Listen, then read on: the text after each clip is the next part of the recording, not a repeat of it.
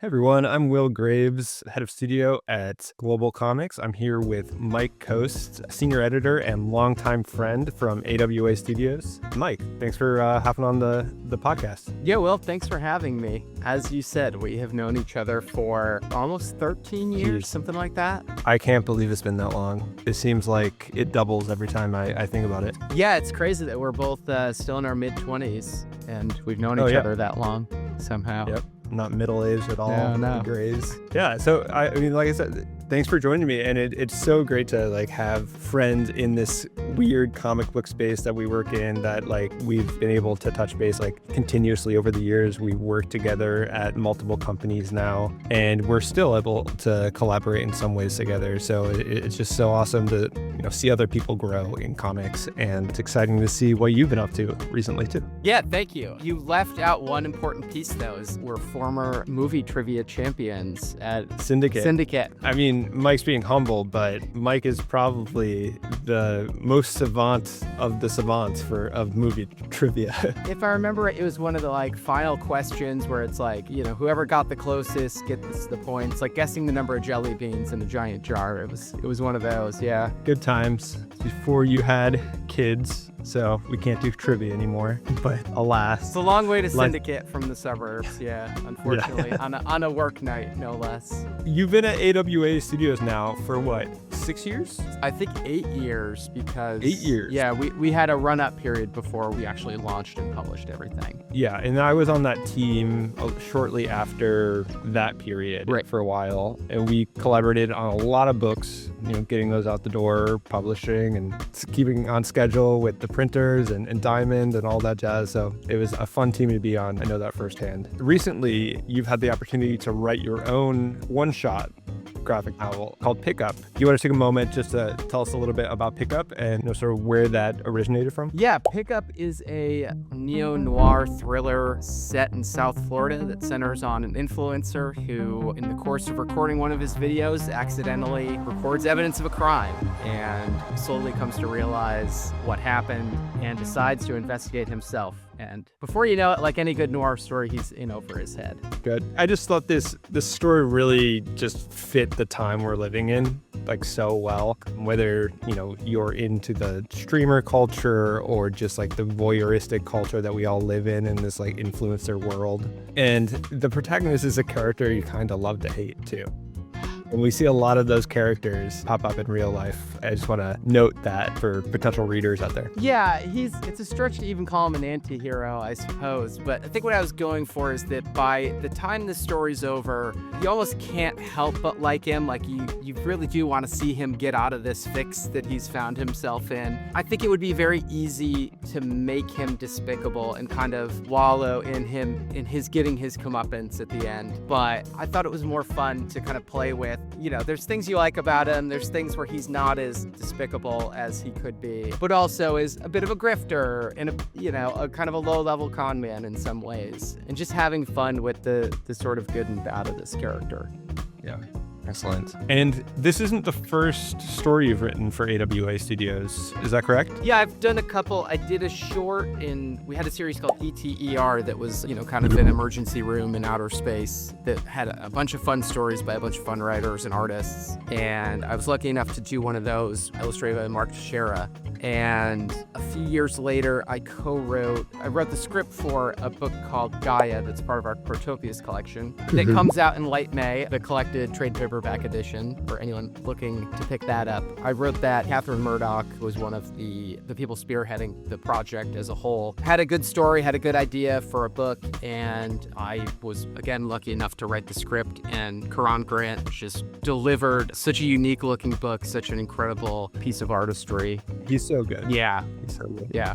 He's a singular sort of style in comics, and you don't see that often, I don't think. Yeah, and that was when we were looking to cast the book. We talked a lot about how we wanted this to look and feel unique, that because there were so many traditional comic tropes, we wanted to kind of go in another direction visually and make it stand out from everything else on the racks. There aren't many people who are a better choice for that than Karan Grant. That's for sure. I want to take a moment to just hear a little bit more about the Protopia collection, because I think it's a really interesting project in general over multiple stories, where you guys are looking at, like, what is the future in all this promising technology and advances in healthcare and all of these things? What if it's not so bad? Like, what is the world that we're actually creating that's maybe not a dystopia? And I don't think it's a perspective that we get that often from, especially sci-fi and comics. Yeah, I mean, science Refreshing. fiction and speculative fiction in general does tend to be very good at going dystopian. And for the Protopias collection, it's not that these are utopian worlds, these aren't perfect worlds, but it's some aspect of them is like a positive future. Like, you would want your grandkids to live in this version of the future. But that doesn't mean there's no conflict. So as we were putting together the stories, we're like, okay, what are the points of conflict? What are those like basic human things that are still going to be there? So there's one story that's centered around corporate espionage. There's one story that is, there's UBI, there's no more work, and people kind of have this anxiety, like, what do I do now? What do I do with my life? And so there's a government department that helps people figure out what to do when they just have nothing to fill their day anymore. There is a story about what if this experiential social media platform that has kind of taken over the world gained sentience, that sort of AI singularity, and actually kind of steered people better because it's not learning from social media posts and sort of that fake projected world, but what people really do. Because it has access to everyone all the time, it can kind of see the good in humanity and try to help point in that direction. It was such a fun project. It's a challenge until you really get a hold of what a Protopia is. You look at whether it's kind of the world of Star Trek or Wakanda, there's these examples that we could kind of go to and say, sort of like this, but let's do our own thing with it. It's realistic, but you're not like nuclear wars inevitable. Right. Yeah. I think we partnered with Futurific, who they're a production company. They did a show on PBS called A Brief History of the Future, this documentary series that does look at a lot of these kind of emerging technologies, and not just tech, but emerging social trends and, kind of new ways of organizing society, and kind of saying like, hey, it's not all bad. Yes, we have to fight to get there, but there is a goalpost that if we just decide to, we can achieve it. It's inspiring. Yeah.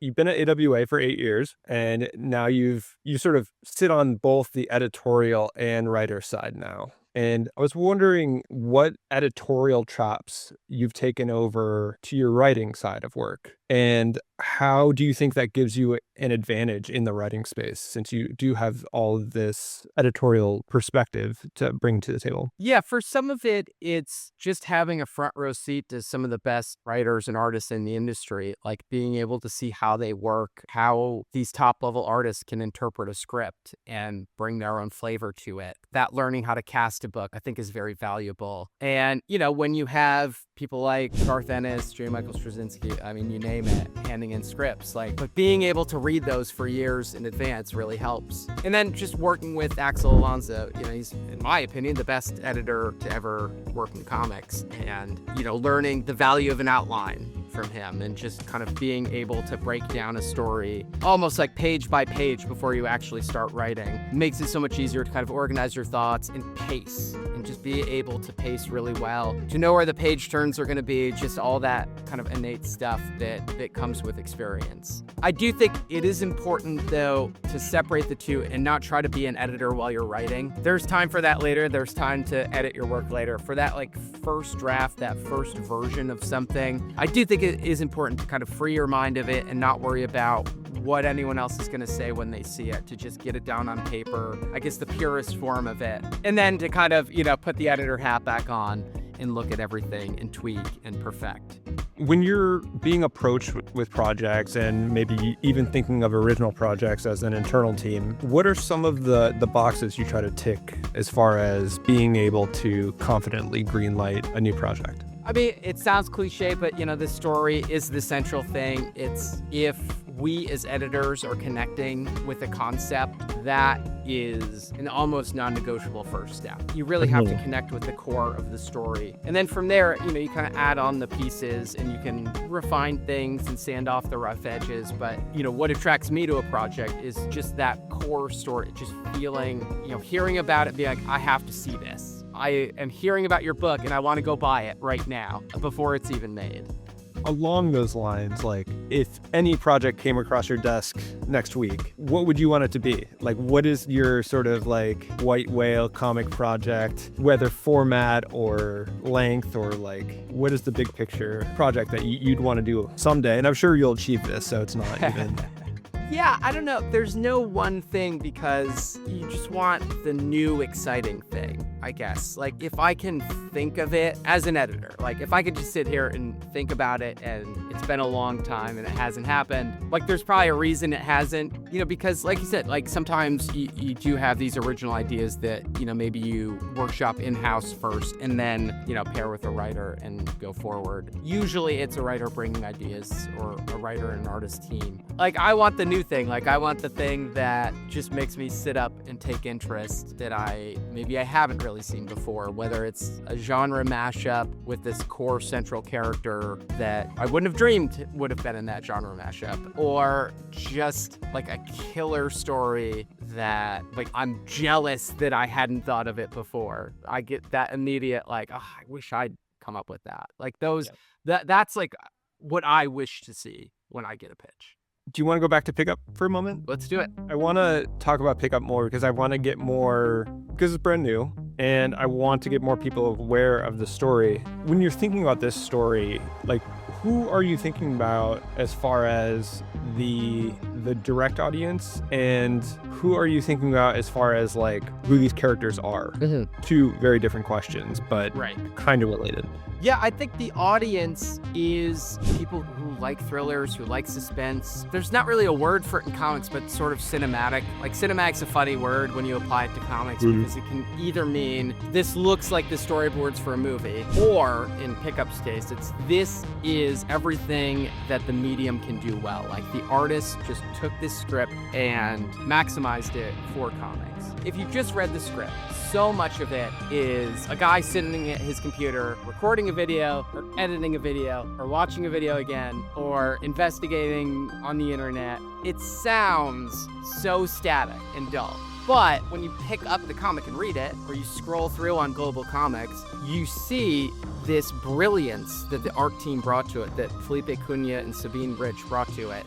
They make those scenes feel electric. And they're able to vary up the visual style and the camera angles and the lighting, and put these flourishes on it that make it a real page turner and make you feel unsettled, make you feel excited. And it's really because their visual style that everything works. We've talked about this a lot, actually. Like, when you think about comic books and when you're pitching comic books to folks, you can say things like comics have an unlimited special effects budget. Yes. And in theory, it's true. Like, you can put anything down on paper that comes out of your imagination, and an artist can most likely execute pretty well. But thinking about the longer term vision of this project, Pickup seems to have a really good setting format to approach a cost-effective production as far as a TV show or a film. That's what excites me about it as well, because it's awesome that comics have this unlimited special effects budget, but when you're trying to have those conversations to produce it into something eventually down the line, and oftentimes that benefit in comics turns into a hurdle for film and television. And so it's exciting to see someone like use the comic medium in like a contained setting, but still maintain that pacing and that thrill throughout the story. And I think it would translate really well to the screen. Well, thank you. I think it's not intentional, but it is in the sense of, like, I've just been watching we talked about movie trivia at the top of this, that I have seen so many movies like that, where they are that sort of contained space. Maybe they had a limited budget, but they're still able to be visually interesting and exciting. I think it's just having so much of that in my head kind of found its way onto the page, rather than think like, oh, how can I come up with a setting that does this or that? It just sort of, as I was writing it, it just kind of, the story itself lends itself to that. We spend a lot of time in this guy's house, and it's this, again, on surface level, it's a very nice house in a very nice neighborhood. But, as the camera pulls back, for lack of a better term, as the artist's pen pulls back, we see that it's very empty, and that the big windows are kind of shining a light on how absent this place is outside of what's in the in-story camera's field of vision. Just having having that and knowing that we're spending a lot of time here, like I can see how a filmmaker might look at that and say, oh, this would be very cost effective. But it really is just, it takes place there, it takes place at the club, it takes place at a couple other locations, but it is like a contained, it's a pot boiler of a story. Like it's a contained one-shot little noir story.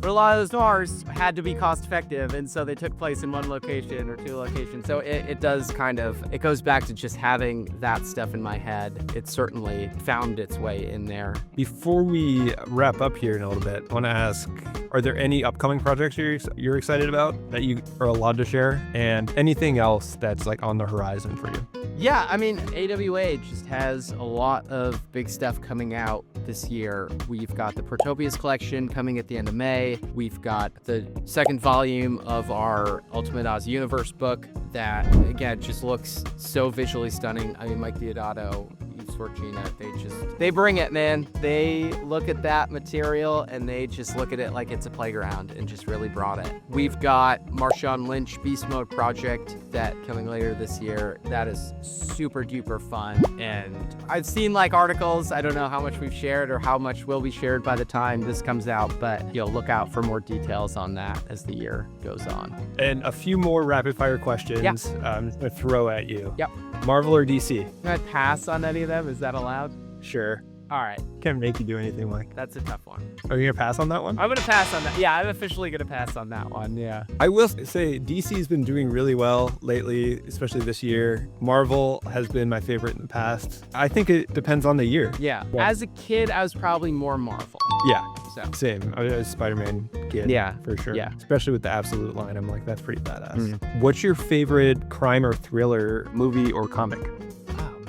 I don't know if I want to pick, because I could always say like Pulp Fiction, but that feels so. No, that's a great answer. Yeah. Again, it's a movie I love, and it's one of those that I saw probably at too young an age, but immediately it was like, oh wow, like things can be like this. But there's like, I love To Live and Die in LA. The movies, the thriller crime movies that really inform this are stuff like To Live and Die in LA, Manhunter, Body Double. It's that kind of 80s. Late 70s into the 80s, like neon night, neo-noir, just like sweaty. Don't want anyone to walk in while you're watching them thrillers. It's funny you say Pulp Fiction because we came up in the same publishing companies. Oh, yeah. How many times have you heard the Royale with cheese antidote when you're thinking about how to approach a non-static scene? I have heard it many times. Can you explain to the audience what I'm talking about here? Yeah, this was at our old company Double Take. Bill Jemis loved to invoke that Pulp Fiction Royale with cheese scene because it's characters kind of talking while they're doing something, and they're not really talking about what they're doing. It's not, hey, hand me that gun. Are we going up the stairs now? It's very much like they're having a different conversation as they're doing something. He was really trying to emphasize that we're telling two stories in a comic. Yeah. It's like what the character's doing with their action and like what happens next visually. But that's not how people don't describe what they're doing next. They have a conversation with each other that's organic. Yeah. About what they ate or what they like. And that was very enlightening with me, or for me, as I learned more about this space. Bill also put a high value on just peppering in interesting facts or interesting stories. He thought like if you're kind of learning something as you go. You talk about Breaking Bad a lot too, just the sort of how every so often they just like give you a science fact and they like play it out on the screen as you're watching. Great show. Anything else you want to cover today? We talked AWA stuff, we talked Protopias collection, we talked a bunch of pickup. I don't know if there's any other like backlist stuff on GlobalComix that you want to ask about, like things that are doing well or recent. I can talk up any of those, but if you don't have that handy or don't want to jump into that, like I'm probably good, yeah. I could say something off the cuff. Sure. If you're not familiar with Mike's work or AWA Studios comics, I definitely recommend checking out their whole catalog on the GlobalComix platform and your local comic book shop. Some titles to highlight on the platform are titles like Red Light, of course Pickup that we talked about, some of my favorites in the Resistance universe, which is a shared universe that sort of launched that company as well. And yeah, They have a great slate of diverse stories. Mike's the senior editor on all of them, and definitely check out the quality of storytelling they're putting out, as well as GlobalComix collaborated with AWA Studios for some vertical scroll versions of their comics. So definitely check out those versions of Casual Fling, as well as Year Zero, Marjorie Finnegan, Hit Me. Those are good titles. They're fun, and the vertical scroll system you guys have, it does make it very easy to check it out on your phone, check it out on the go. It's been a lot of fun seeing how you guys convert those and keep how fun the art is and just have a different comic experience with it. Look out for more of those. Look out for more from AWA Studios, and we'll catch you next time. Thanks, everybody.